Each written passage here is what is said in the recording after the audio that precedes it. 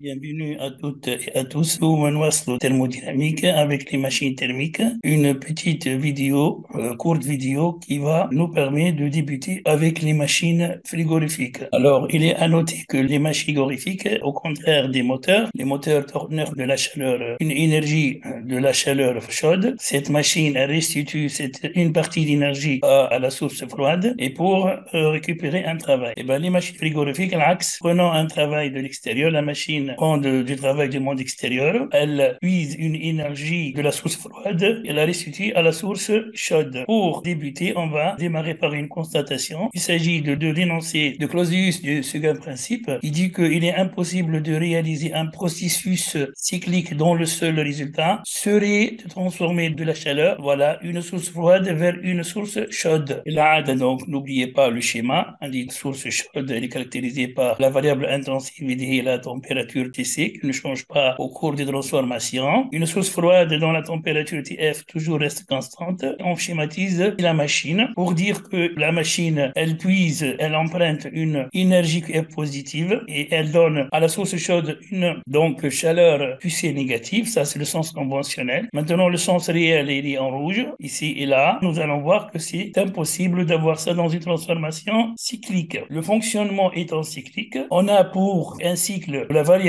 de l'énergie interne est égale à zéro. C'est une fonction d'état. D'après le principe de conservation d'énergie, il y a Qc plus Qf égale à zéro, pas de travail. Delta S, l'entropie, deuxième principe de la thermodynamique qui nous donne une idée sur le principe d'évolution. Donc delta E, répète, c'est un principe de conservation. Et le deuxième principe, c'est un principe d'évolution qui s'écrit comme étant la somme de l'entropie échangée plus l'entropie de créer égale à zéro. Et puisque le postulat, c'est que l'entropie créée elle est toujours positive ou nulle, je vous rappelle que strictement positif, si la transformation elle est irréversible et l'égalité égale à zéro pour une transformation réversible. Et par conséquent, S échangé est égal à moins SC. D'ici, on peut tirer que SC est négative. Donc, la deuxième maintenant, écriture tout à l'heure, correspond à l'inégalité de Clausius. SE, c'est QC sur TC plus QF sur DF d'après la définition de l'entropie échangée est égal à 0, inférieur ou égal à 0. D'après 1, le principe de conservation QC égale à moins QF. Si on remplace ça, nous allons trouver QF en mettant en facteur, on trouve 1 sur TF moins 1 sur TC. Et puisque TC est supérieur à TF, donc 1 sur TF, il est supérieur à 1 TC. Ceci nous conduit à écrire que 1 sur TF moins 1 sur TC, elle est positive. Multiplié par QF, QF, elle est positive d'après la définition de la machine frigorifique. On a positif en positif, elle est positif, le produit. Or, d'après le principe de l'égalité de Clausius, on a quelque chose de négatif, ce qui est impossible. Donc, nous allons maintenant dire en conclusion la nécessité d'une source via laquelle on peut extraire un travail W. Donc, mustahil, une machine frigorifique,